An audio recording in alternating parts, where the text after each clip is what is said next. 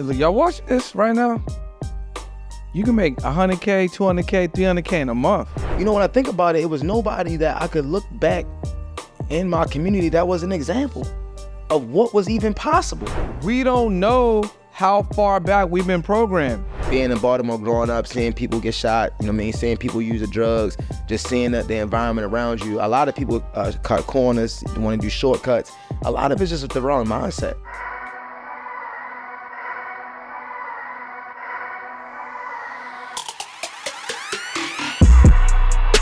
Welcome to another episode of the On the Pursuit podcast. We interview 6, 7, 8, even 9-figure earners. And I don't want to say we're the number one podcast on business and entrepreneurship, but we're definitely one that really matters. For sure. Touching entrepreneurs that y'all don't know. Y'all are discovering entrepreneurs that you should know. And in today's episode, I got Mr. SBS. Hailing all the way from Baltimore. I don't think he's going back to Baltimore, no. After this, yeah. You know what I'm saying? Welcome to the podcast, bro. My God. You know what I'm saying? So, Blessed to be here, man. Appreciate you. what's the SBS stand for those that don't know? Man, SBS stands for struggle before success. I mean, that's just the mantra, bro. Yeah. Grew up in Baltimore, so that was my life. And so I felt like it resonated with so many people because so many people are in struggle and don't really feel like they can be successful. Yeah. So I just wanted to kind of let people know it can happen for you because it happened for me. So what did that actually mean, man? Because I think it's also perspective, right? Because some people may not even realize that they actually in the struggle. It's true. But another way that you could look at it is you have to struggle to get to success. You have to. So what were some of the things that you had to actually struggle to get to where you are now? For sure, man. So I grew up in Baltimore. Both my mom and dad worked, full-time jobs. So my mom was a nursing assistant by background. My dad was a sanitation worker, right? So for me personally, I just wanted to be able to, really create generational wealth. But, the background that I came from was just watching my mom and dad go to work every single day, exchange hours for dollars. And I love basketball. I fell in love with basketball at an early age. I wanted to go to the NBA. And my view of the NBA was not just the money, but being able to take care of my family, offer those same opportunities to the community, give back, things like that. And when I got to Morgan State University, it was no more basketball, right? Basketball time was over at high school. And so get to college and I'm lost, right? Because now I never had a dream job, dream career, didn't see myself working for other people. So I was kind of just in that crosswind. And I remember just basically started selling marijuana and having a job, right? That's how, I was going to college. But, I was skipping classes. I was chasing the girls. I was right about all the wrong stuff. And one day I got introduced, one of my classmates came to me and was just like, look, man, are you open to making some serious income, like outside of what you do now? And I was like, yeah, what is it about? What is going on? And so he just told me that he knew a mentor that was in real estate.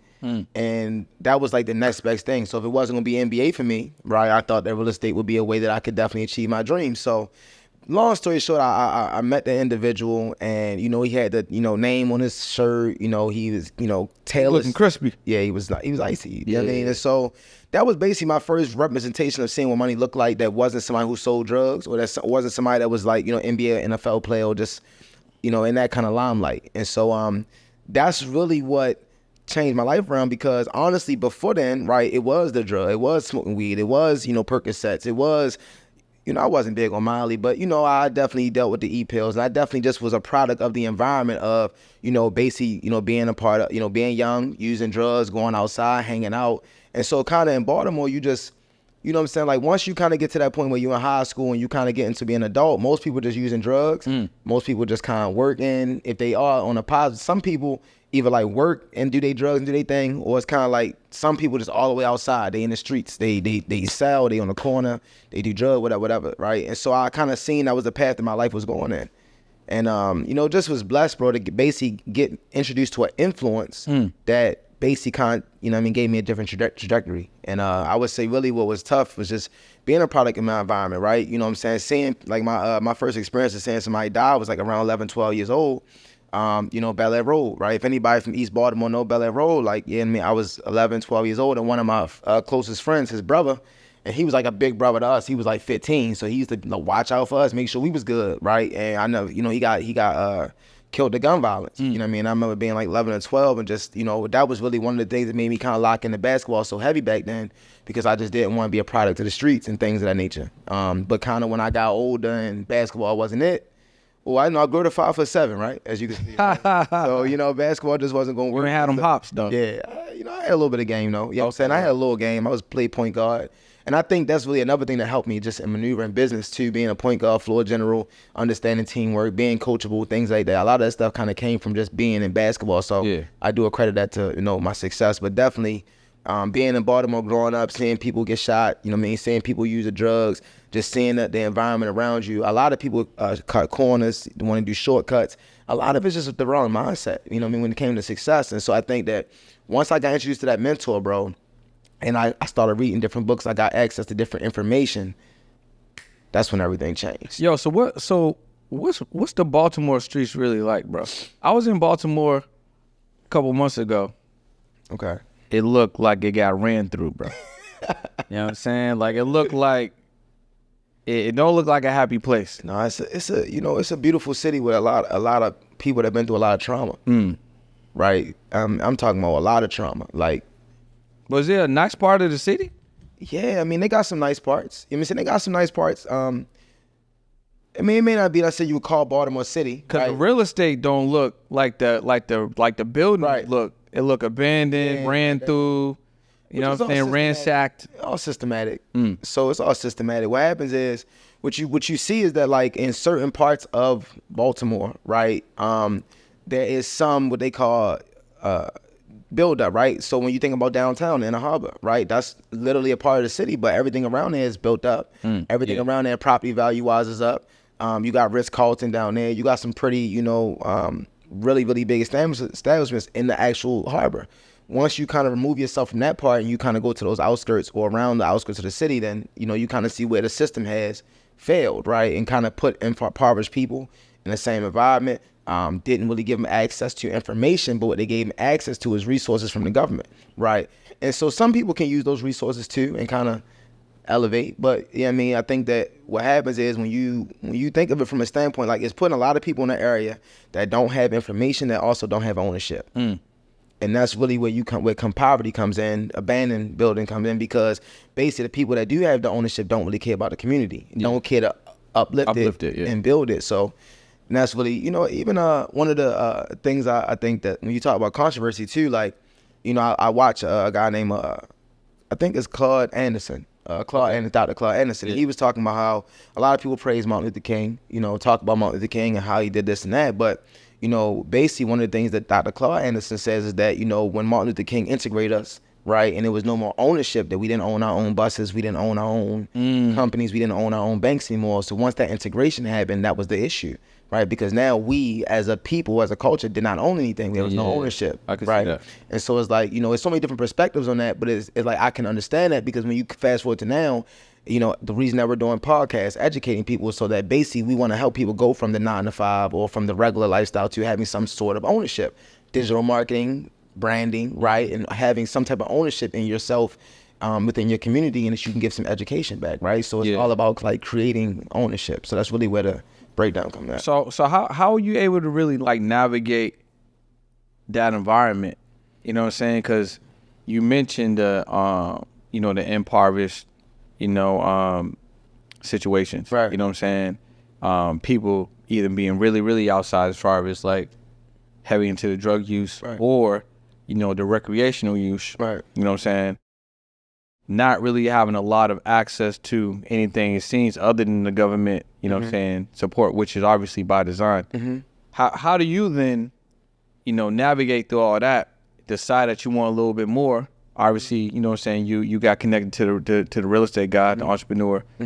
And what led you to kind of, you know, number one, want more, but then to not fall into those other, you know, influences? No, it's I remember like yesterday, bro. So I remember like going to college. I was going to Morgan State and I was selling the marijuana.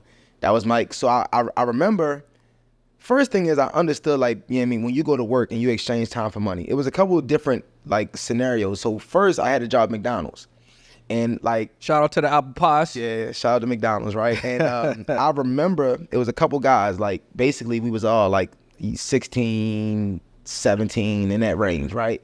And we wanted to see like who could work, who could basically run up the most hours and get the biggest check. Oh, you trying to run the hours up? So we were like, I did that too when I was at Sprint. Yeah, I didn't even go home, bro. Yeah. You know what I'm saying? I've always been that guy. Like my work ethic. I've always felt like I'm somebody who outwork anybody. Like I don't know what the industry is. It don't matter. Like just like if you give me that plate to run that play, you put me in the game. I'm gonna outwork you. I might not have everything figured out. I might not got that. I'm gonna outwork you, right? Like last night, you say boom. They went to Electric Ladies. Look, boom. Bro, I'm gonna tell you, we ain't go to Electric Lady. Yeah, you know what I'm saying? You know what I'm saying? Yeah, like we went to work. I went to work, right? You know what I mean? So that my ethic was always there. But I remember, okay, so boom, I put a bunch of hours in. I ain't even had the most hours. That was the crazy part. Like I didn't even have the most hours. But I remember like my check was like, I don't know, McDonald's, I think it was like $1,100, something like that gross. And then after Uncle Sam did what he did, and and I think the check came out like $500-$600. And I think it was I had the wrong perspective at the time because my mindset was more discouraged that you could go and put that much time in, right? And and then basically like they take all the money. And I'll never forget that the minute I got my check, the next week I said, put me back on the 20 to 30 hours. Like put me back on regular hours. Because if I'm gonna go do all this work and then they're gonna get all the money, I might as well just supplement, do something else, right? So that was big for me. Like just the system of the like not even understanding dependence and exemption. So you seen that? Yeah, I just seen that. Like 17. Like, oh, this is crazy. Like I put a lot of work in. I was here all day, all night. Like boom, Uncle Sam got most of the money. Mm-hmm. So that was big. So from that was just understanding the system, right? So then when you talk about navigating, getting introduced to the mentor was very key because, and as I'm thinking about this, man, it's really just examples.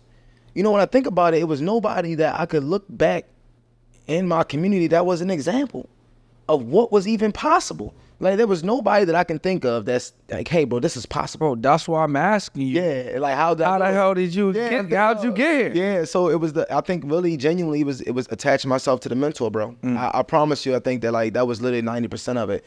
But the reason I'm saying that is because when I say there is no example, I think that when you have other examples, it makes people feel like they can look at somebody and say, I can do that. If I see Brendan doing it, we see Myron, we see Neo, we see like, okay, we can do that because we see so many other people doing it as an example, right? So it's like, yes, you can do it. There's a community of other people that have also done it.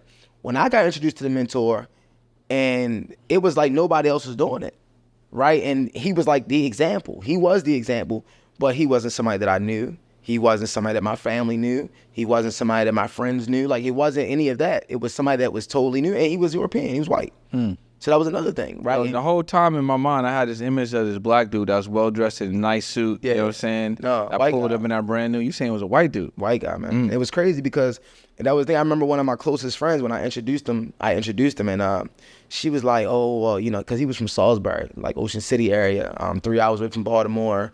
And that was another thing, man. He just wasn't around. He wasn't easily accessible too. So it was like the mentorship was there, the coaching, but it wasn't like I just could call and just pick up the phone. It wasn't just a lot of easy access. But the reason I'm saying that it was so key is because I didn't have information. So what happened was when I got attached to him, what he opened me up to was the Jim Rohn.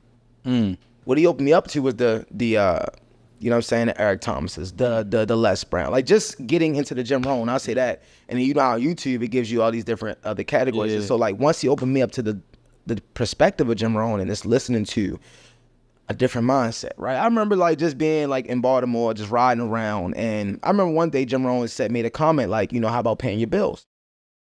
And he was like, his mentor said, that Jim was complaining about paying his bills. He's like, man, what do you mean you don't want to pay your bills? Like, you don't want to, decrease your liabilities and increase your assets, right? And I never had that perspective on paying my bills. So all this time when you go up in Baltimore, everybody is trying to not pay the bills. Shortcut, call BGE, like, can I get an extension? I finessed them, like, boom. But then you get this other perspective where it's like, you can pay your bills, which is decreasing your liabilities and increasing your assets. Totally different mindset. And so to me, that's what literally how I changed. I started listening to it every day. I started feeding my mind every single day. I turned the music off. I turned the PlayStation off, bro. Now that you think about it, when I go back, this is what happened. The girls, when I got into business and I started entrepreneurship, boom, the girls just left. Because now I'm not on the same time frame. I'm not just trying to kick it with you, just woo woo and just woo. No, I ain't trying to do that. Like I'm trying more and more educate myself. If we gonna kick it, I'm gonna be sitting and listening to this guy talk this information. It ain't gonna be just watching the YouTube and the Netflix, right? So it was basically changing all of that. I had changed everything. My influences, what I was listening to. I'm gonna need. So listen, we're gonna give y'all something. I'm gonna need to play real quick. Yeah. I know there's somebody watching, somebody listening, right? They like, yo, I feel what he talking about. Right. I got all these distractions. Right. I want to give them I want you to give them like 3, 4, or 5 things they can do right now. They can stop doing right now. Okay. To stop putting themselves in a different mindset. First thing is the first thing is what you listen to and what you read, right? Because like we all don't come from wealth or we don't come from much. So your environment is so important. A lot of times building your environment is based upon what are you feeding in your mind, right? So in a different speed. I'm someone who turned Neil Davis on. So I went on Apple Music. Okay, this is the step by step. I went on Apple Music. I paid $9.99. Let's start with that. On Apple Music, you can download. You can download Eric Thomas. You can download Les Brown. You can download Coach Stormy. You can download Neil Davis. You can literally download those people, and that they have multiple different CDs and stuff about mindset by Proctor, all these different people. Now, what you have to understand is that you have to do this every single day because you have been programmed to fail, but you can wire yourself for success, right? And so what happens is you have to change your programming. So what happens is like you got to think about everything we've been taught in school, right? Hey, like, okay, framework of when you go to school, right? They say you got to raise your hand to speak. When you think about a business owner, boss, right? You own a business. Have you ever in your community had to raise your hand to speak? SBS, can I say something? Yeah. Right. No, right? So it's like when you think about that, that's all teaching people how to be employees, not how bosses operate. So I would say first step is change your programming. So everybody's different. So everybody gonna get an Apple account or a Spotify account. Yeah, Apple or Spotify. Pay $9.99. Yeah, $9.99. Open that up. And then you say they should download or tune into Coach Stormy potentially. Yeah, Eric Thomas, Neil Davis, Les Brown. Yeah, just all of that. Personal development. Jim Rohn as well. Just start, and then what happens is too, okay, all of these are different people, but you got to find your speed, okay? So find like who works for you. I'm a big Neo guy. Yeah. I'm Neo all day. Neo talk, yell, he talk that talk. You know what I'm saying? You need to retire. You should retire your parents, right? So find out who your speed is, and then you just dive into it every single day. And what's going to begin to happen is that, like, when you start to make decisions, you're going to start making decisions based upon the information that's now going into your brain, right? You're going to start making different decisions. When people call you to hang out and stuff like that, it's just going to be different because now you're getting different. You're being fed different information. Your environment now is becoming different. Yeah. Right? So that's one thing that I would say to do. Next thing is, like everybody has expertise, right? Like something that you're good at, something that you know better than someone else. And so what you can do is you got to come up with some type of business. So what happens is too that we always see is a bunch of LLC starters. Oh, I started my LLC. Oh, I started my LLC. Or I started my LLC. But did you actually start a real business? Right? I would rather somebody, like, before you start your LLC, do you have a product or a service? Have you already made some sales? Yeah. I always say that, bro. I always be like, yo, your LLC going to cost a couple $100. You know what I'm saying? Make that money first. Right. Test it out in the marketplace. Use that bread to start your LLC. Because some people are perpetual just like setupers. Yeah, setup. You know what I'm saying? Perpetual setupers. I need this, I need this, I need this, I need this, I need this, I need this. Yeah. And never start. Yeah. It's kind of like the you play hoop. I mean, you hooped, I hoop. It's like the dude that come to the court, he got the headband. Right. He got the kicks, he got the socks. You know what I'm saying? He got the shorts and master jersey. He look good. You know what I'm saying? He got the bands, everything. He ready to go. He got the water. You know what I'm saying? He got the bag, everything. You know what I'm saying? Giving the pass wide open. And then he never gonna get he always there. He never get in the game. You know what I'm saying? Or you get in the game, he ain't got no game. He ain't got no game. Cause he spent all his time looking good, getting everything. Yeah. You know what I'm saying? But not actually working on this game. Yeah, that's you know what I mean? So yeah, so the reason I say the next thing is a product or service, because what happens is you gotta be able to apply the mindset to something. Right? So break that down real quick though. So when you said product and service, you talking about some specialized information. What if I'm just good at housekeeping, bro? How can I monetize that? Same way, right? Like, so you start a service. That's a service. That's a service based. So you're saying if I'm really good at like cleaning my apartment, I'm like nasty at it. You know what I'm saying? You know, people in the family know, friends know. You know, my place is like pristine. I clean apartments. Yeah, I mean, I do this. So you telling me that I could take that ability, that skill set. Yeah. I can turn that into a service. Yep. And then what would I do then? We got to market, right? Okay. We got to market, right? We got to take pictures of your cleaned up apartment. You're right. We got to take pictures of the clean. First, we going to take pictures before it was clean, right? Well, you know what I mean? If we can figure out a way that we can clean it. Or I might do this. Let's say I keep my stuff already clean. My stuff always clean, right? I'm going to call a family member who I know they keep their stuff dirty, right? Boom, look, let me do this. Let me call you. Hey, Brendan, look. I don't want to say you because you're not dirty, right? But let me call somebody. Hey, yo, look, Yo, bro. do call me dirty right now.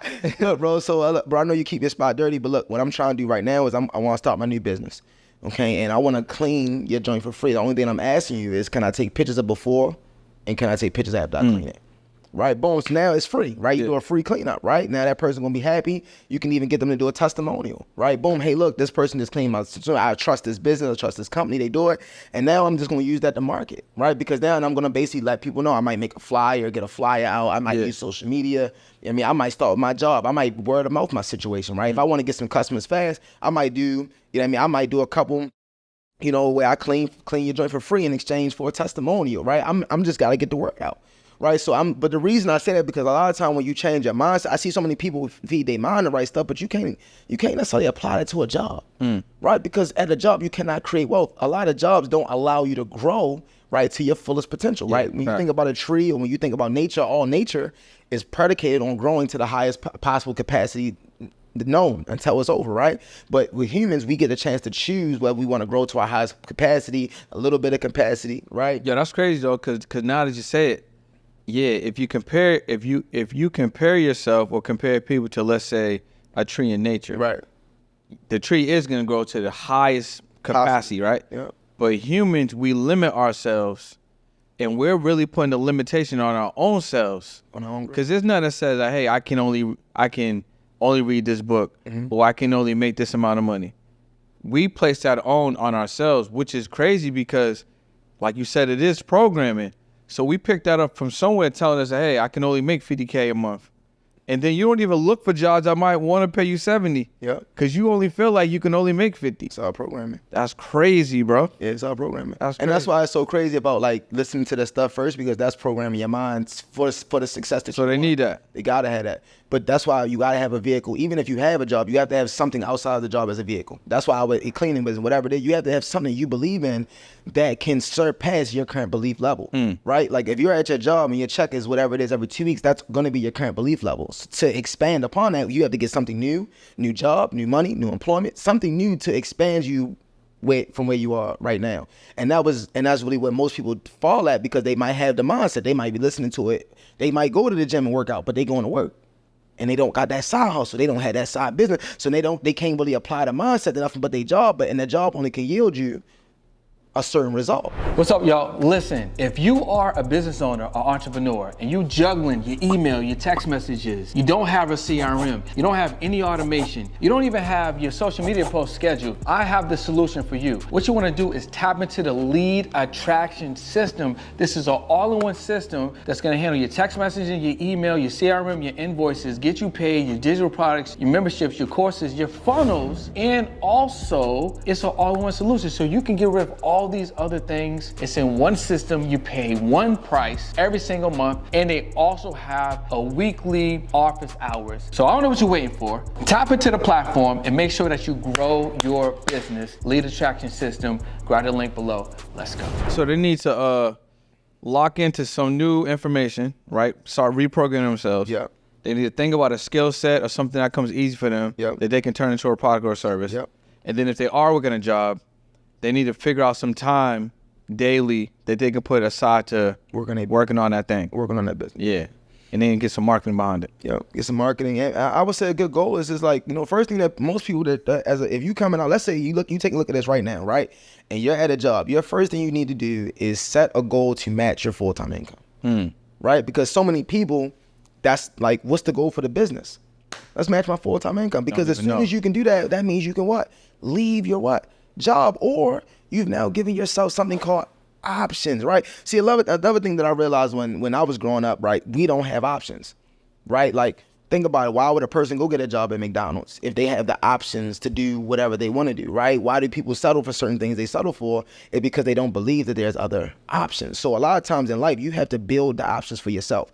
People are not going to make that give you options. So you got to go build that, right? And so that's what the side hustle, your business, your vehicle, if it's network marketing, if it's, you know what I'm saying, digital marketing, if it's a product or a service, whatever it is, you got to understand you have to have a vehicle that can basically surpass whatever your belief is right now, right? Whatever your beliefs are. And that's the thing. To get to a new belief, you got to understand it. You have to start new and get new what?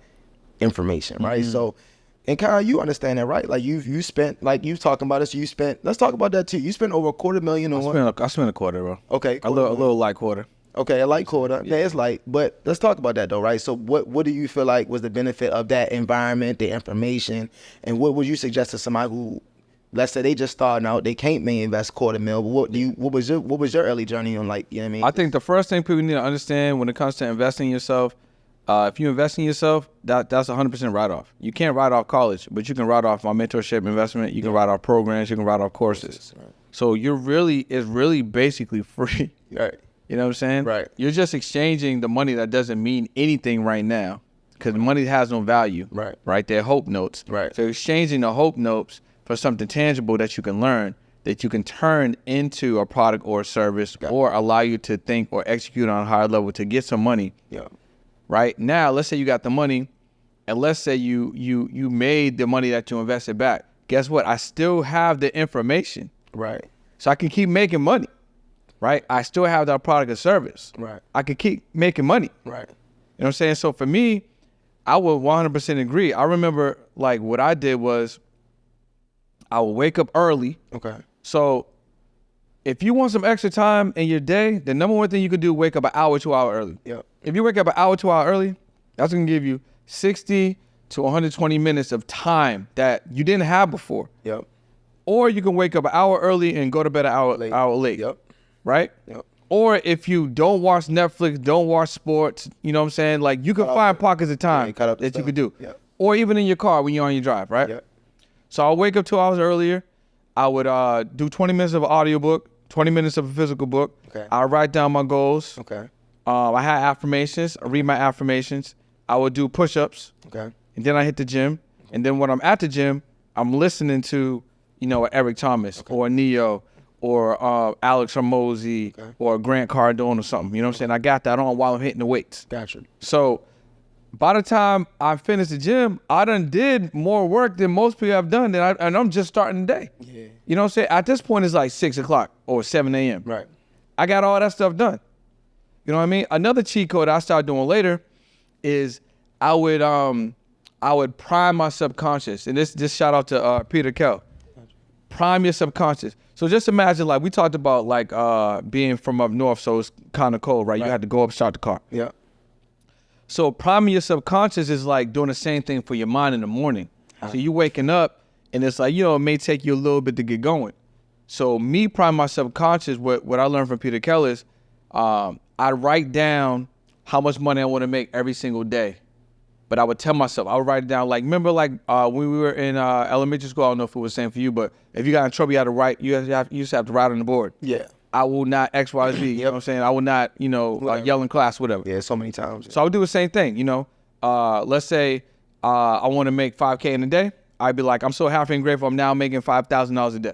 Got it. Now I write that down 20 times. So right now I'm priming my subconscious to believe what I'm going after to achieve before I even start in the day. Gotcha. So your mind, the conscious and the subconscious is always working on what you tell your mind to work on. Right. So then it's like you plant a seed and like 2 days later you're like, oh, I got it. Yep. Or a week later, like, oh, I got it. Or you might say something that I was missing, but I was thinking about it, but because I was thinking about it, you said it, and now connected. Yep. I'm like, oh, I'm ready. Yeah. You know what I'm saying? So that's what I did. I called the millionaire mindset. And to your point, Right. my first, not my first, but my morning routine became my first product. Gotcha. Right. So I knew that people sucked at being accountable, didn't have any discipline, didn't have any direction. So my first digital product was a $300 program. Gotcha. 30 days. I called it the Millionaire Mindset. You paid $300. I took 5 people and I basically worked with them to make sure that they had a morning routine, that they were accountable, that they did the things that I just went over with you. Gotcha. And if you did that for 30 days, you can give me this guarantee without me saying there's a guarantee. Right. You will be better. Right. There's no, if you reading, meditating, going to the gym, writing your affirmations, going over your goals, praying, all of that stuff, right, doing an audiobook, right. there's absolutely no way you ain't gonna be the same person, bro. That's true. You're gonna be a different person. So how many people in your first cohort So the first cohort executed it? So I only did 5. Okay. So the first 3. This is my first time I ever did a product, right? Got you. I did 3. So the first 3 cohorts I made, what's that, 4,500. So it was like 5 people month 1, month 2, month 3. Got you. I was out. So that's that level of belief. Got you. I've never did that before. Okay. But I had invested, I think, $1,000 to learn how to coach, but it wasn't even a program for me to make money on. It was more psychological. Gotcha. That, okay, this is the framework that I could use to coach someone. Got you. You know what I'm saying? Yeah. Which I wouldn't say you don't need that, but not everyone needs that. Right. But I invested because I wanted the foundation, I wanted some structure. Like, how could I do this, right? Coach you, or how could I coach someone? How could I lead someone? So I invested in that. But in that first month, I got the money back. I spent $1,000. I created this program, and I was just kind of looking out in the marketplace. I mean, even day 2 of the event that we was at, right? Like 3 or 4 people raised their hand. It was like they need discipline. Yep. So that program's still relevant. Yeah. You know what I'm saying? Yeah, that's true. At the mastermind. Yeah. Exactly. So if I spent that first $1,000 and I made back $1,500, you know what I'm saying, that first month, I'm up. 500. Then I did it again. So I mean, ended up making 45. Then I started investing in another program, and that program is our mindset. Gotcha. That was $5K. Okay. And that kind of helped me just have a deeper level of belief. So I was still doing the Eric Thomas's and reading and the audiobook and stuff like that. Gotcha. But I still needed a new foundational belief. I still needed to rewire my mind. I still needed more accountability. I still needed more discipline. So I invested $5K. I'm not even going to hold y'all. At that point in my life, I was like, $5K? Right. Yo, what's the payment plan, fam? Yeah. You know, and even when he gave me the payment plan, I was still like, this is like $1,000 a month? Like, you know what I'm saying? Like, but it's just perspective, bro. Cause like now somebody told me $5K. I'm like, right. Like, hurry up, let me get it. Like, you know what I'm saying? But so see, that's it's just so different now. No, but that's the thing I want to like touch on too. Just like, see, it goes into like everything changed when the mindset changes, right? So it's like, I think like for everybody, when you asked that question earlier, like that's the most important part of everything, because you can have the, like, you know what I mean? Jim Rohn even says it, right? Yeah. I can give you all the skills, I can give you the tools, but if you don't have the right mindset, like you're not going to execute, right? That's why it's so important for you to get around different people. Yeah. That's why it's so important for you to get into a different environment. Yep. You know what I'm saying? Yep. And like for me, I had to leave Boston. Yep. Like I left Boston, bro. This is when I knew, like I knew I had to leave. Okay. This is when I knew I had to leave. Okay. And I told this story before. Okay. So I took my goddaughter and her mom. We all went apple picking. We went to an apple orchard. Gotcha. It was 2 hours out of Boston. Gotcha. Now, if anyone ever went to a pumpkin patch or apple orchard, there's hundreds of aisles. Gotcha. It ain't just like 3. Gotcha. There's hundreds. Right. And they long. Right. I get what you So we went, I don't know what type of apples we was picking, but we picked a random aisle, was in the middle of the aisle, loading up the bags, you know what I'm saying, going crazy. Okay. All of a sudden, somebody like, yo, Brendan. I'm like, bro, I gotta get out of here. Right. I'm like, I'm 2 hours out the city. Right. I'm in a random aisle. Right. Grabbing apples, and I still run into somebody I know. Right. I gotta get out of here. Okay. So that lit the fire under me to be like, all right, you gotta get out of here. Okay. Like I already knew, but that like cemented it. Okay. You know what I'm saying? But I had to leave because every one of my friends, they were making corporate 6 figures. Gotcha. And then they, had a crib, was married, about to get married, had a kid, had a car, and they just went to work, came home. None of them was entrepreneurs. None of them was thinking out the box. Right. None of them was like, we can make $20K, $40K in a month, $50K in a month, $100K in a month. We weren't having those conversations. I was having those conversations to myself, or at least I was like, I want more. I didn't necessarily know what more was at the time, but I knew I didn't want that. Right. You know what I'm saying? So I had to put myself in a whole different environment. That forced me to then get into personal development. Gotcha. It forced me to, I got to do something different. I don't know what the different is, but it's different. Like, I got to be, you know what I'm saying? Right. And then I since I've seen so much death in my life, making the decision to spend some money or not, it was not a hard decision. Yeah, it wasn't. Yeah. You know what I'm saying? So I'm like, okay, I'm going to invest in this program more. I'm at least, like, test it out. A lot of us ain't even willing to test it out, but you're willing to spend 40, 50,000 or more on college. It's not you know what I'm just saying? that, bro. It's just at a job. With no problem. Or just even at the job. You see people, 5, 10, 15, 20 years, same job, same position, same, just everything, right? And it's like, bro, you can't say that you want more in life, but literally come and do the same thing every single year. Like, people literally do the same thing year after year after year. But every year say they want something. I want to start my business. I want to do this. But every year you're literally doing the same thing you did last year. You didn't get no new information. You didn't go to no class, no books, no seminars. And I think, like, when you think about adults, man, a lot of adults just stop growing, bro. Yeah, no, like, that's facts. Stop growing, bro. Yeah. You know what I'm saying? And that's why it's also important when you're like picking your friends. Yeah. And picking, your partner. Yeah. If you get into a relationship. Yeah. It's important because you might be on some growth mindset. They might be on some chill. Yeah. And that's the person that you're sleeping with. So guess what? That's one that's going to be influencing you. The most, yeah. You know what I'm saying? Yeah, that's true.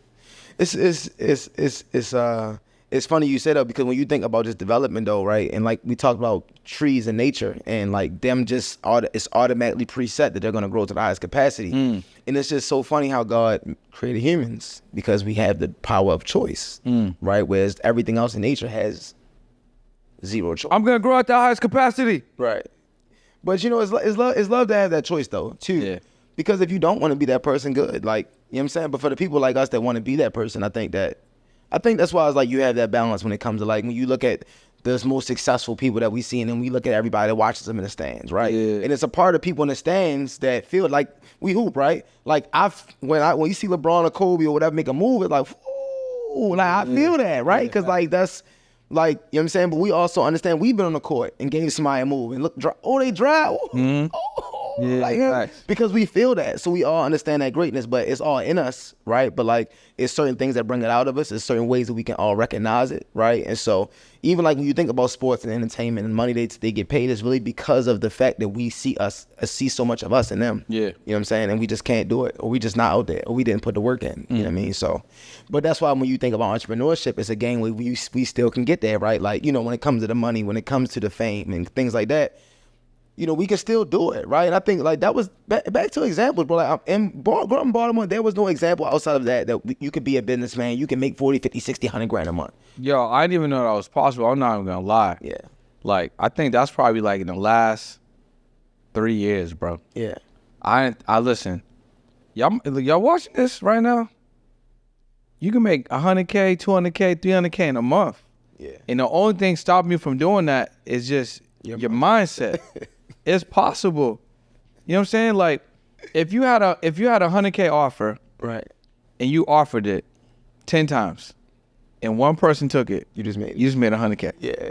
If you got a 50K offer and you offered it 10 times and one person took it, yep, that's 50K. 50K. Yep. What if you made those 10 calls in an hour?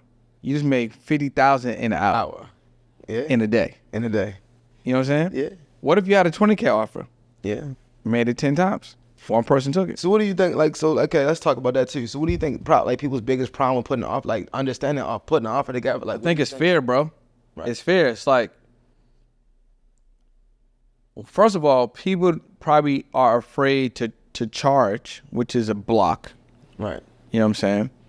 Then they feel like they don't have the value, right? If they don't have the value, or if they don't know how to value themselves, they're not going to price it accordingly. Right. Why would somebody want to buy my thing? You know what I'm saying? They want that. You can sell yours for 20, but I'm gonna sell mine for 2. Right. Because of value. Right. You know what I'm saying? And then they don't know where to put it. Like, how am I gonna find a client that's gonna pay me 20 for my thing? Right. I'm not, one of these big brands. Right. I'm not on Rodale Drive. Right. I'm not on, Right. Yeah, exactly. You know what I'm saying? I'm not in the design district or whatever, like, you know. So I think it's belief level. And once you pay, like once you invest, it changes your belief level because you made the investment. So you could charge somebody at least what you invested. Yep. You know what I'm saying? I paid a quarter. Bro, I can ask you for a $250,000 right now, no problem. Right. Right now. You know what I'm saying? You paid it. Be like, yo, it's a $250,000. Yeah. You paid it. Exactly. Yeah. You know what I'm saying? Yeah. So that's it. It's like people have to understand the value isn't the money. Yeah. The value is intrinsically yourself. It's your investment. It's the time. It's what you go out to acquire. You know what I'm saying? It's moments like this. You know what I'm saying? It's relationships. It's things that are tangible. The money's not even attached to anything. Yep. It's not. There's no gold standard. There's no silver standard. It's hope. It's a hope note, bro. Right. They could change the value of money tomorrow if they want, and it fluctuates every single day. The value of the dollar is not exactly the same. Yep. You know what I'm saying? The inflation and all of that stuff. So like at the end of the day, the value that you put on is what you acquire, right? And then what you present to the marketplace. And then the time it took you to acquire that. Yep. Maybe you spent time, going through YouTube University. Right. Maybe you asked 100 entrepreneurs a question and you package that up. Right. We're in Quirky Media, you know what I'm saying? We're in the studios. Like how they got everything set up. Right. That's an offer. Right. You know what I'm saying? Yep. How did they set it up? Right. What if you wanted to set up your studio? Yep. That's an offer, right? So the things that you acquire, those could be monetized. Right. Those could be packaged up. And given out. Yeah, it can be. It can be given out. Could be sold. You know what I'm saying? Could be a lead magnet to an upsell. Yep. If you got one thing, you could turn into multiple different ways for you to get paid. I mean, you talk about the verticals. Yep. You know what I'm saying? So that's a good transition. Why don't we talk about the money? But before we talk about the money, Okay. I think you gotta pick a money card, bro. You know what I'm saying? Let's go with. And then let them know what it is. All right, what you got? I save and invest money wisely. That's a good one. Yeah, that's a good one. I'm That's an affirmation. I save and I invest money wisely. I'm gonna pick one for me. What we got today? By the way, these money cards are available in the link below if y'all want them. Just so you know. This one says, I have the ability to generate any amount of money, any amount of income I choose. That's basically what we just talking about. Yep. In the know what I'm mindset, saying? right? Yep. Bro, listen. Good little transition. Yep. Let's get to the money. Okay. You know what I'm saying? So, you help people get access. Well, first of all, you help people fix, repair, position, and credit. Yep. So they can get access To fund. to funding. So let's talk about why that's so important. Okay. Why is it so valuable? And why should that be a priority for people? Because people put it on a back burner. So what happens is, like, we talked about it earlier with the Martin Luther King example, right? But when you think about what we talked about Martin Luther King and just how he integrated us into a community of people that already had ownership, what happens is, like, the reason why we're all, not all, but most of our community is in a situation because we all exchange time in so many ways, words, for money, right? So we're exchanging hours for dollars. When you think about that, if you think about someone who works 8 hours, let's say 14 hours a day, right? Let's just say, what's a good, like, hourly wage right now? 25. Shout out to UPS workers. They make it like 170 now. You know what I'm saying? Yeah, they said it's gonna kick in like 3-4 years, right? Yeah. Something like that. Okay. But I would say $25, $30. Okay. Let's Let's do 50 because it's not an average, but let's make it simple for math, right? $50 sound crazy. Yeah, but I most might people sign up for that. I ain't gonna lie. But okay, $50 an hour. If you think about it, what happens is, so let's just say you work $50 an hour. Let's just say you did work 10 hours, right? That would be $500. If you did that for 5 days, it's $2,500. At $2,500, at 4 weeks, that's 10 grand. But we haven't taken any taxes out. So let's just say taxes can be what, 30, 40%? They're probably like 40%. 40%. So on your 10 grand, you just basically took home 6 grand. If you took home 6 grand for 12 months, that's like $72,000. Okay, let's say You're really good with the math. yeah. So let's say with the 72, I'm not, but okay, got you right. With the 72,000, right? Let's just say somebody had 72 grand, right? This is after taxes, right? Okay, but like, if you can't save that $72,000 the entire year because you had to pay rent, you had to eat, you got kids. Right, so when you think about somebody who, and we talking about $50 an hour right now. Most people don't only make $50 an hour, and this is basically giving numbers, right? So when you think about 72 racks that you can't even save for the year, if you wanted to get an ownership, most of the things that we want to own or want to own that would bring in some type of value, I mean, 70,000 really wouldn't do it. Now, yes, you could buy distressed property, you know what I mean, or find distressed property maybe in Detroit or Baltimore or one of those neighborhoods. But then now, if you bought the property, let's say 30, 40,000, you still have to do what? Rehab, right? And renovate, right? So now we talking about if you got to renovate, that's money going at.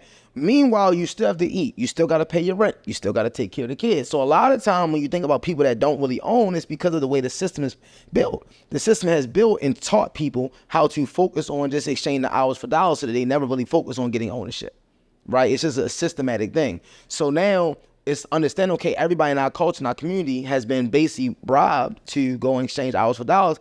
And we're working for people who are in what?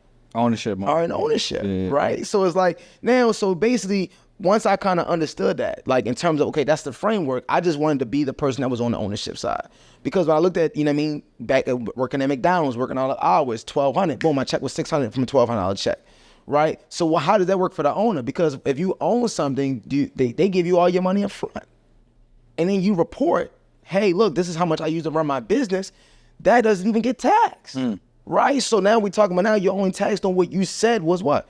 Profit. Right? And we can agree that there's a lot of things that in our business world that we write up as expenses. We talk about courses, mentorship, right? Think about investing in your mind. So now you can invest in your mind, become better as an entrepreneur, and then write it off all off on taxes using the profits that you made from your business. So when I just understood the different concepts of things that we were never taught, it drove me into really wanting to understand like how credit really works and how we can use it to our advantage. But the real reason that we should all be using our credit is so that we can all get an ownership.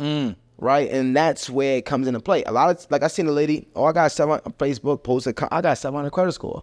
Someone gets in the comments and says, hey, I can help you get 250,000. She say, oh, her comment was, oh, I'll get to you when I'm ready. And my mind was like, when you ready, like who would not be ready to get into ownership today? Unless you don't really understand that really you're in slavery. Yeah, she's more excited about the score than the opportunity that she has because of the score. Because of the score. Yeah. And it's just like with Harriet Tubman, man. You know, I this quote really stuck with me too because, you know, the quote of her saying that I would have freed more slaves if only they knew that they were slaves. That they were slaves. Yeah. So how many people right now, because they got the job, you know, you talked about it, right? In Boston, so many of those people have what, corporate jobs? Yeah, man. It actually now that you say it, it actually made me a little like I was a little taken back the other day when a friend of mine was so excited that she got a job. And there's no shade right. at all. Right. But I was just thought about all her potential. Right. Like her intelligence, you know what I'm saying? All her ability and what she could put into motion for herself. But she was more excited when she got hired by someone to pay her what they felt they want to pay her. And she's not really even taking home that money because, like as you mentioned, you're gonna be taxed. Yeah. So I think you're 100% right. So people are less excited about their own potential because they've been programmed to just take a carrot and then just run. But when you think about it, right, this is what's crazy, is that they're so excited to work for a Johnson & Johnson, Balenciaga, someone else who has a name, just like they have a name. Yeah. And if you got excited about your name, just how someone's got excited about their name, you could basically do the same thing for other people's families. You can have people so excited about your last name. But it's like you're so excited about someone else's last name because they was excited about their last name. Yeah. You know why? It's because, and I think even in our community, bro, I mean, you can let me know your experience. Right. Our last names aren't, they're not, well, I mean, I can definitely tell from my own perspective, but it wasn't like, yo, you're a Boyd, yo. Right. I mean, this, yo. You know what I'm saying? Yeah. You know, this is all, you know, like, these are our core values in the family. That's what we do. Yeah. You know what I'm saying? You don't do that because you're a boy. Yeah. Like, you know what I'm saying? This is what it is. Yeah. You know what, bro? That's so dope. But, like, I want to start that. You know what I'm saying? Like, we got and I think that's why, if you take it a step further, we talk about the trust. Yeah. Right? In a trust, there's a creed. Yep. Right? So, you know, you're going to have a trust to protect your family, your assets, but at the same time, it could be a creed. Yep. There could be a crest. Yep. That means something. It's a symbol. Yep. Game of Thrones, yep. They got the flags. They got the symbols. Yep. They got the crest. They got the creed. They got the colors. Everything, yep. We can do the same thing for our families. We're the houses, just different families. Yep. Yep. You know what I'm saying? But And I think that's lost. But- I mean, bro, where you from? Baltimore. No, where you from? I'm really from Baltimore. No, where you from? Baltimore. Programming. Yeah, You ain't yeah, not yeah. from Baltimore. Right. You're from another country. Right. Right? Yeah. Maybe Africa. Yeah, whatever, right. From a tribe. Yeah. A That different you don't know. country I don't that know. you don't know. Yeah, I never did the research. And what's your last name? Brown. It's not your last name. That's a slave name. Yeah, It's yeah. like boys. It's a slave name. It's true. Right? That's true, yeah. So I don't even want the core values from the house of Boyd. That's not even who I'm from. Yeah. Right? So I got Nigerian blood. I got some Scottish blood. I got some Irish blood. Okay. So clearly there was some raping and pillages popping up. Yeah, You know what I'm saying? yeah. But at least knowing that if a part of my lineage is Nigerian, like Yeah. I need to find out more. Yeah. You know what I'm saying? So like even on that level, we should be on some Malcolm X, bro. Yeah. We should retake our names. Yeah. I agree with that. It's funny you Like said why that, am I on some Brandon Boy shit? Yeah. That's know what I'm true. saying? No, I get it, bro. That's facts. I mean, bro, look, listen. If y'all watching or listening to this, if y'all never seen me, y'all be like, you're a white dude. Bro. Brendan's an Irish name. Yeah. Boy's Irish. Yeah. Bro, I'm white. I'm a white dude. Yeah. Yeah. You know what I'm saying? Yeah. And I got the slave name. Yeah. That goes back to what you were saying. We don't know how far back we've been programmed, right? Yeah. Right? We're championing a slave name. That's deep. We have no core values. We got no crest. We got no creed. Don't know our home. And we're willing to spend and invest and throw it all away for the Balenciagas, for the Johnson & Johnsons, for the Hermes and all these different brands. names, because we feel like there's no value in our shit. In our stuff. So just like you said, yes, I am willing to work for, Yeah. you know, these people yeah. that's going to pay me, I need, $69. Yeah. can I negotiate? Yeah. I need $37.50. Yeah. You gotta negotiate your value. Hey, yo, SBS. They want to give me 30, bro. I got $37.50, bro. We lit. You know what I'm saying? That's crazy. And they thinking that, That's crazy. Yeah. you know what I mean? I just got an extra $10. Is your revenue stuck? If you're an entrepreneur and your revenue is stuck, you don't need to fix your products or services. You need new audiences to discover you more consistently. Podcast guesting is an ideal way to be discovered 24 hours a day by your ideal clients. And guess what? The more people that know you, the more people can flow you. Head over to podcastmasterypack.com and take advantage of your first or next podcast. Let's go. But you know what's funny you said about credit, because like one of the things I understood about credit that like rocked my world, like my first play I think was when I first started fixing my credit, and Navy Federal, right? Shout out to Navy Federal, but Navy Federal gave me $50K. You know, credit card 15, personal loan 35. So I looked at it like, yo, my credit score at the time was only like a 630. It wasn't even like 700 nothing, it was 630. But I was like, yo, I was able to go on the computer and get like somebody's yearly salary in 5 minutes. Yeah. And it was like, yo, people, this like that was when it blew my mind just how powerful credit was, because people would literally go to work all year, get taxed, and get less than 50,000.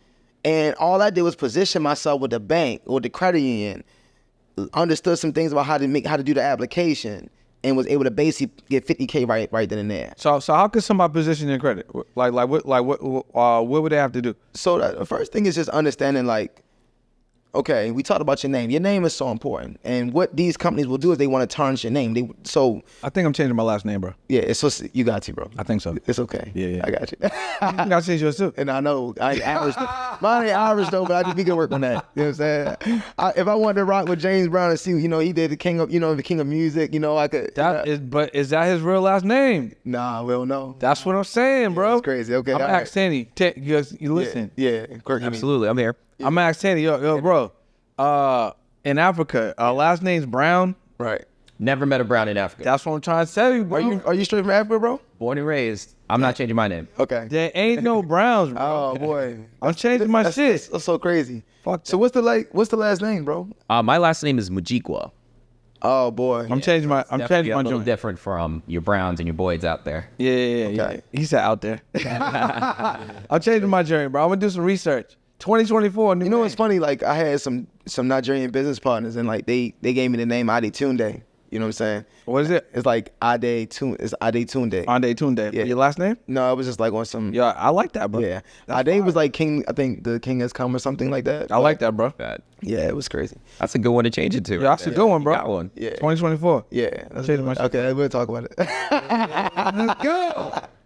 But no, so first thing with the credit though, right? What you have to do is understand that, like, it's all understanding that companies will literally try to infringe upon your name because the way credit works, every time someone goes and does an application, okay, like it doesn't matter what bank, credit union, the credit reporting agencies, Equifax, TransUnion, Experian, they get paid every inquiry. I'm talking about, so think about right now today, like it's Sunday. How many people do you think today applied around the world for a credit card? A lot, bro. Millions. You know what I'm saying? So they got paid every inquiry, right? So when you understand these are for-profit organizations, it's understand that they're not to help you. So now we have to fight. Like you have to have the mindset going into the credit situation that that it's going to be a fight, right? It'd be like if you came to school and you knew you had a beef with somebody, and like everybody was talking about y'all fighting, and you came to school and like it wasn't about to be a fight.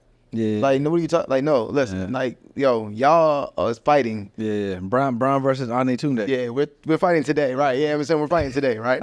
And so what happens is, like, you know, that was the first thing, just the right mindset. I understood that when you know the law, 15 USC 1602A, it talks about the credit bureaus, right? The only bureau is the Consumer Financial Protection Bureau. That's one.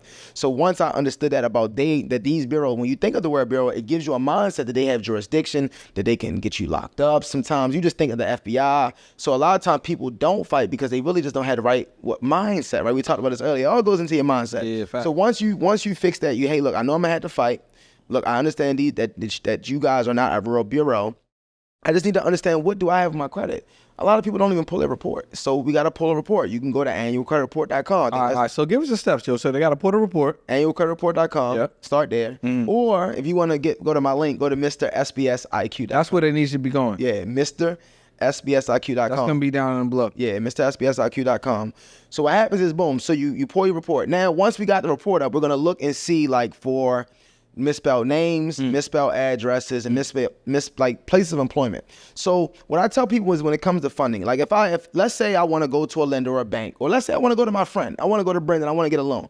If I go to Brendan and I got 3 different names, 3 different addresses, 3 different places of employment, do you really feel confident that you can find me if you need to find me? Not at all. Right. So it's just like, and that's, so in Baltimore, that's how people want to move. They can't be found.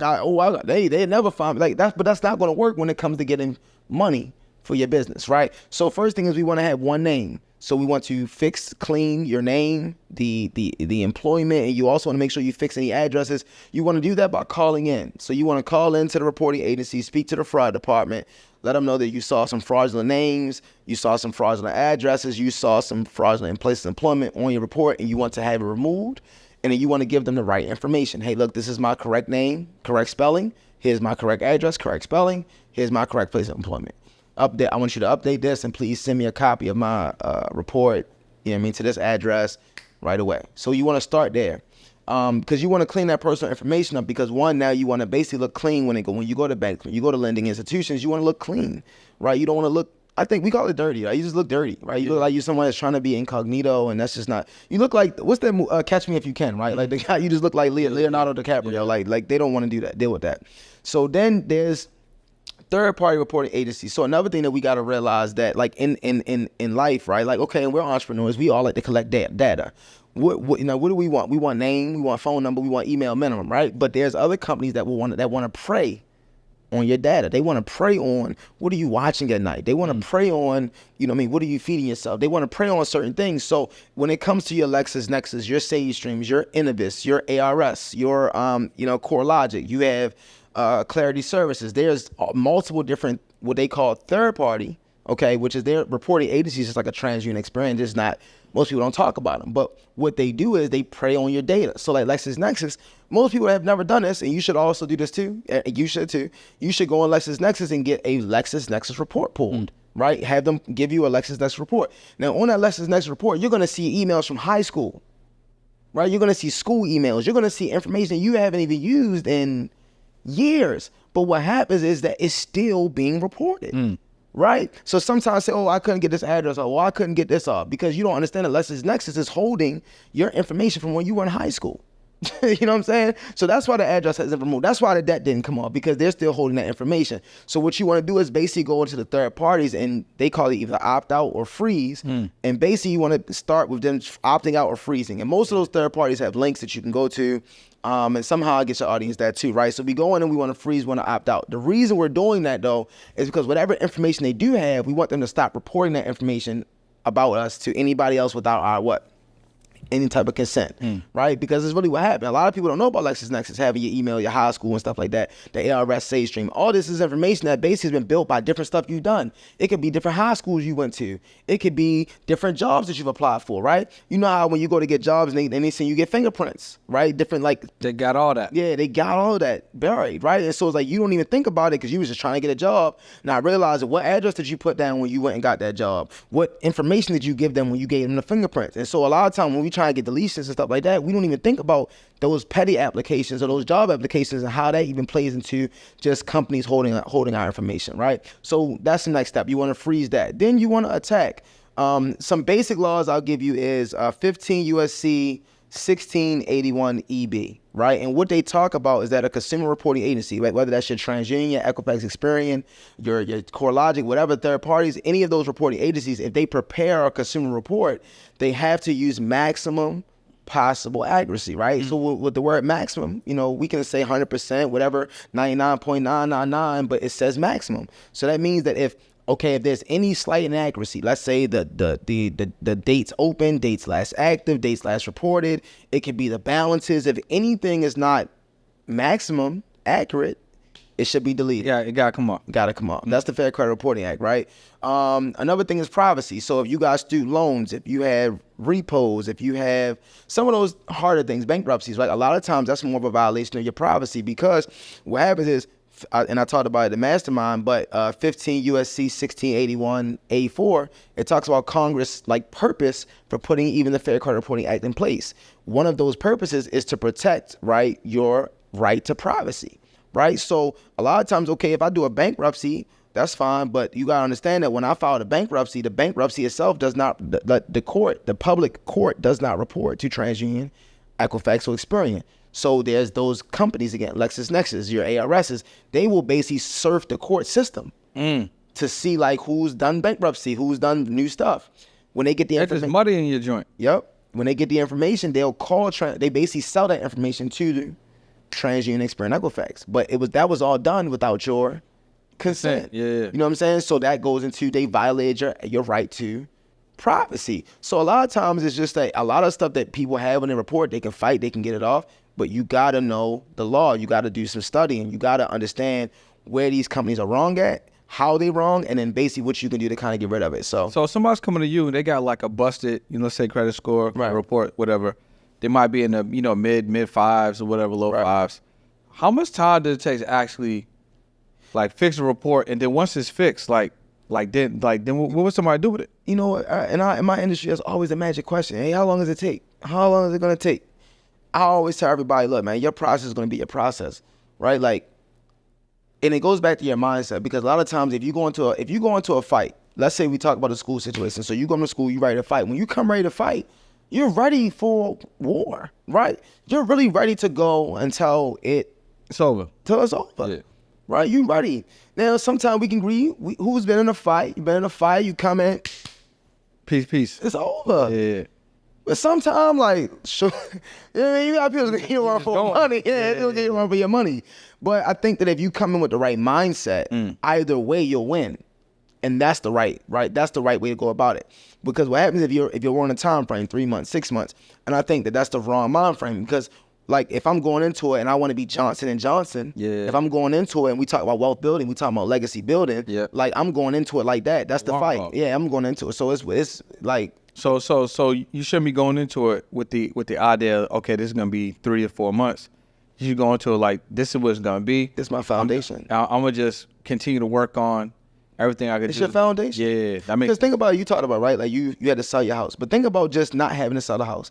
Think about if someone had said, Brendan, this is gonna take 2 years to build this foundation that no matter what happens to you, you're always going to be able to get money from the bank. You're always going to be able to save your businesses. Yeah. I mean, bro, if you was around back then, Yeah. I wouldn't have sold the house. Yeah. You know what I'm saying? Where was you at was the question. Where was you at in 2008? You know what I'm saying? I think it was 2008. Huh? So hold on. So let's talk about that. So you went to college. What school? I went to Curry College. Okay. What was the major? English. What? Okay. This is okay. Got to get the story. Okay. Yeah. So English. That's some like Boston Tea Party, like massacre, like no disrespect. Like English. Listen, I just went. I went. My grandmother wanted me to go. I didn't want to go to college. She passed away, so I went. Okay. And then I remember the last thing she was like, "Yo, go for something that you good at, because you'll enjoy it. You'll stay." English. Yeah, and I like writing. I like writing. I went for English. I got okay. Hey, listen, bro. I graduated with 3.4. I believe you. You know what I'm saying? So okay. So summa cum laude. You know what I'm saying? I'm out here. Okay. I got my colors on. So okay. So you got the degree. Yeah. Okay. How you getting real estate? That has nothing to do with English, bro. That's the point. So I'm trying to figure out how did right. So how did that like? That's what I'm saying. That's a whole nother path. Bro. Okay. So how did the story get? That's what, I guess. Can you speak? Like, give me the story a little bit. I graduated. Okay. I applied to one job. Okay. It's Reebok. I had started a basketball league that became my first business in the city of Boston. Okay. Reebok had a position available for director of basketball operations. Okay. I didn't get accepted for the job. Okay. I understand. I just got out of college. I'm not gonna get an operations job. Got you. But at that time, I was like, bro, this don't make no sense. I can do. I got a basketball business. I'm running this basketball league in the city. Okay. It's a no-brainer. Okay. Like what's up? Right. So it pissed me off. Okay. So I they didn't accept me. Subsequently, one of my brother that he ended up passing away. Okay. He introduced me to a mutual friend that had a clothing company. Okay. And I just went all in. With the clothing. With the clothing company. So the clothing company. That's how you started. Yeah, it went crazy. Okay. We was in there for you have like a job 9-10 too? years. Huh? You have a job too, or just all? I mean, the first 2 years I was still working at the Sprint store. Okay. And then I fired my job and it just went all in with the clothing. Got you. Yeah. And then fast forward, when the clothing company ended, actually it was like culturally impactful. So we had a lot of success. Got you. When me and my business partner could no longer coexist, I would say, to run that business. Okay. I needed to get into something that would replace the same type of income I was seeing. Okay. With clothing. Okay. That didn't have a potential, didn't have a ceiling. Got you. So that's when I got into real estate. Okay. So that's a dope story, bro. Yeah. And I sold, real shit.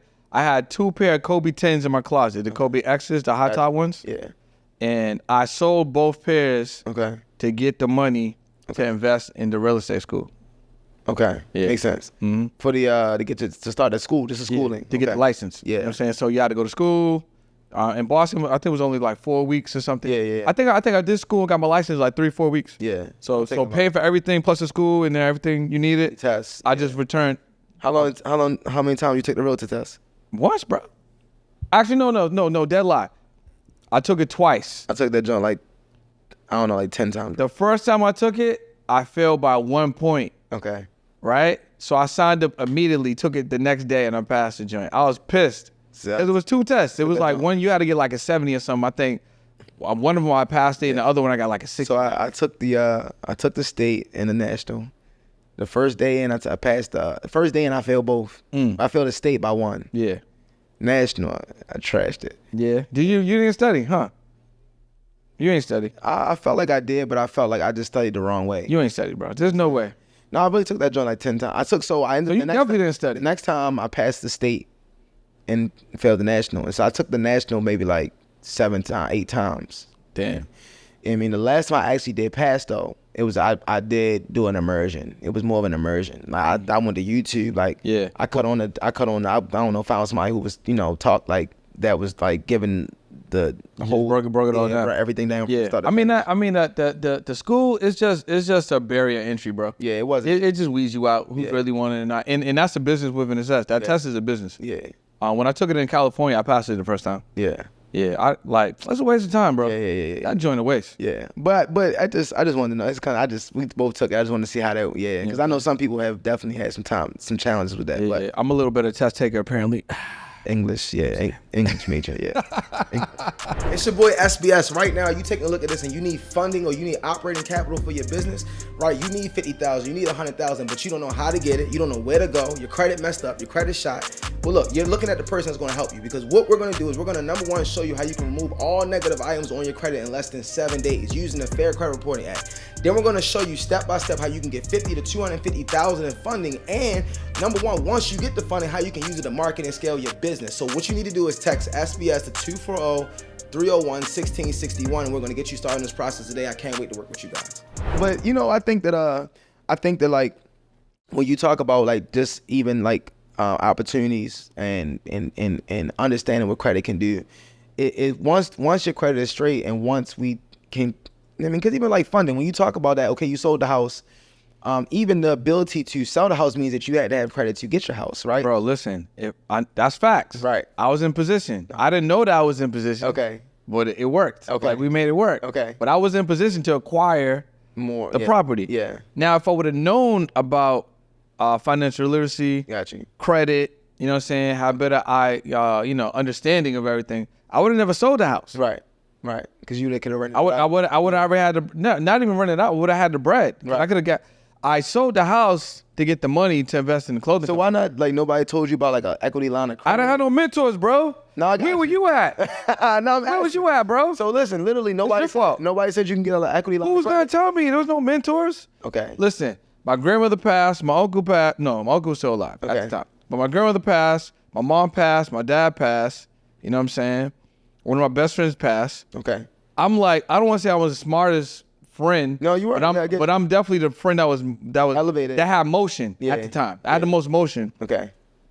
I didn't know about mentors. Got you. So I didn't know who to go to. Got you. You know what I'm saying? And then my friends going to me for stuff because I got the motion. Right. So I didn't have nobody to talk to. No, it's just crazy. YouTube wasn't popping off back then. It's crazy because like when you think of it like that, it's like, okay, the same position that you was in, okay, like you sold it. It's like, boom, you could have literally did this. You could have literally took Yo, listen. money out. I need you to do me a favor. Save the younger version of me right now. Okay. And say somebody's watching this right now that's in a okay. similar situation. Yeah, so don't Tell me what I could have done. Don't sell your house. You could have basically did a home. You could have definitely done a home equity line of credit. And basically what they would have done is it would have been like cash. So they would have gave you like a cash, like an equity line of credit based upon like the value of your home. And you just been able to use that cash as money for your investment back from your clothing line, marketing, getting stuff back up and running. Boom. And then with the equity line of credit, you're only paying interest on what you use, not what you didn't use. So it's not even like when you get a personal loan or if you get a loan, a term loan, a cash loan, because you're getting all the cash, you got to pay interest on whatever you get. If it's an equity line of credit, they might give you $100K, but you only use $50K. Now you only pay interest on that $50K, not the whole entire line.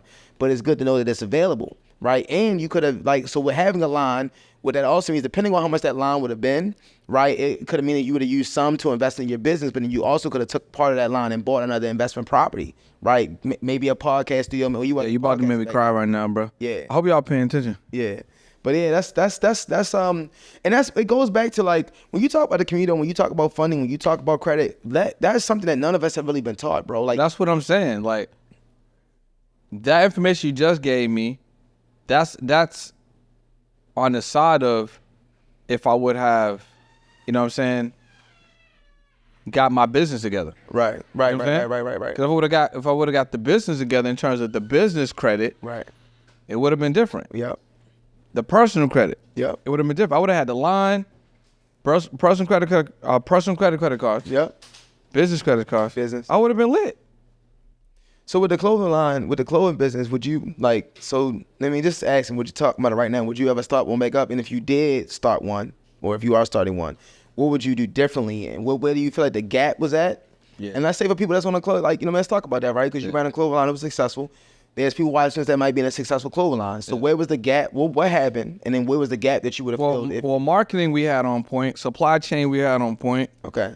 You know what I'm saying? Seeding, branding, we had all that on point. So what we would have I would have done differently. I would have had a mentor. Okay. So shout out to the real Tez. So I probably would have rocked with Tez, or would rock with Tez if I was gonna do it over. Got you. You know what I'm saying? Because he got the blueprint. Got you. For clothing, Got right? So I would rock with a mentor. Okay. I would get business credit set up for the LLC. Got you. Right? So now I have capital. I can move. I got motion. Yep. You know what I'm saying? And then I would use digital products as well. Okay. You know, I would just put myself in a whole better position, and then I would, and I would have no digital products back then. It wasn't no passive income. Bro, what you mean? Yeah. Listen. No digital. Nah. Bro, listen. Everything was hand in hand. Hustle. You know what I'm saying?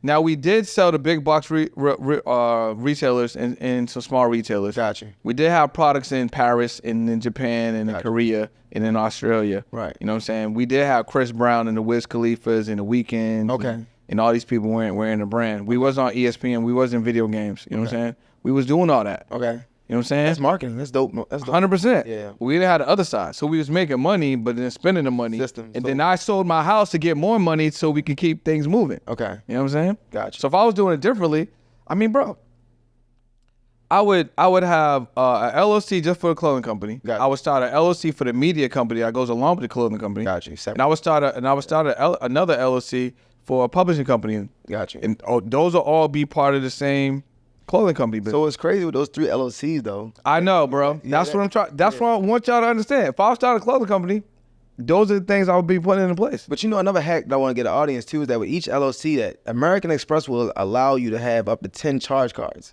right? So you can have, you can have up to 10 LLCs, you can have 10 charge cards. Damn, so I could have 30 charge cards. Yeah. Well, I could have 30 if I decided to do it again. They say up to 10. I mean, but what happens is, even with the 3, let's say you had 3, let's say you had 2 charge cards and it's unlimited, right? I mean, that you would have built to an unlimited. You on three different LLCs. Yeah. Just imagine what you could have did just by building each. Bro, I already know. Yeah, I understand. You know what I'm saying? Yeah. So maybe I should start a clothing company? Yeah, we can bring it back. Can I be a part of this time? I mean, yeah. House. Yeah, facts. Okay. Facts. Yeah, I don't want to sell the house. I don't want y'all to sell your house neither. Yeah. But that's what I'm saying. Yeah. And a lot of people don't know that. Yeah. You know what I mean? A lot of people spend more time on thinking about the asset than actually building the business properly. Right. The same thing you were saying, thinking about everything else, but not building the credit properly. Yep. Not building their business properly. Yep. You're not having business credit. But what happens is the end goal, right? I think even when I started my journey, my journey wasn't about ownership. I wanted to be a business owner, and I wanted to own my own thing. But I think I think what we talked about earlier, bro, and having a mindset of Johnson & Johnson, having a mindset of Balenciaga, when you go into it that way, it lets you know that this is gonna be something big. You gotta have a foundation to back yourself, but then you gotta have everything set up to build from your foundation, right? And people go into it as just a side hustle, a couple extra dollars, right? Or it's just a hobby. And what's the statement, right? If you treat something like a hobby, it's gonna pay you like one. 100%. You know what I mean? So yeah. Bro, that's crazy. So all right, so we talked about the credit real quick. So give them a little breakdown of the funding piece. Okay. And then I want, you got to let them know where they can go to lock in with you. Gotcha. So one of the biggest things I say about funding, I talked about the mastermind, right? Give me $100K real quick, bro. What we got to do? $100K real quick. This is what you got to do. Number one, we talked about fixing credit. We gave them that game earlier. Yeah. So second thing that you want to do is understand credit unions, right? For anybody watching this, you need to understand all the different credit unions that are out there that you can tap into.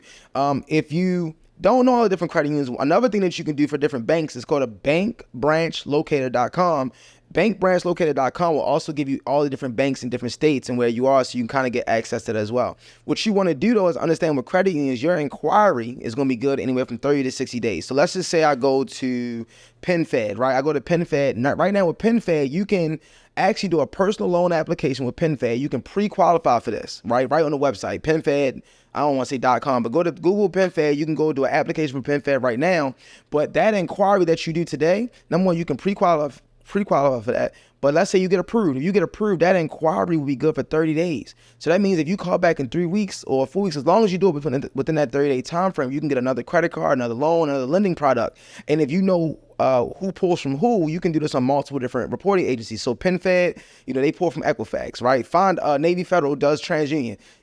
Figure out what credit unions pull from where, understand that the inquiry is good for 30 days. So you can get multiple different lending products, and that should easily get you over 100,000 if you just run that with, let's say Navy Federal, PenFed, and you can do Apple Federal Credit Union, right? They pull from different ones, and just understand the inquiry is good for 30 to 60 days. So that's a great funding play. Make sure you go out there, run it, execute it. When you execute it, DM me on SBS _ Mr. Brown on Instagram.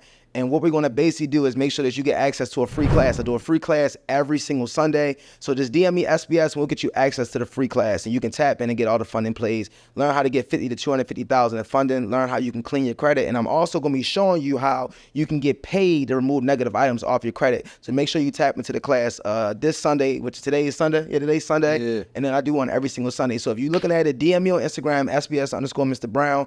DM me SBS. We'll get you access to the free class. And I do want to get something away to the audience for free. Yo, word. What you got?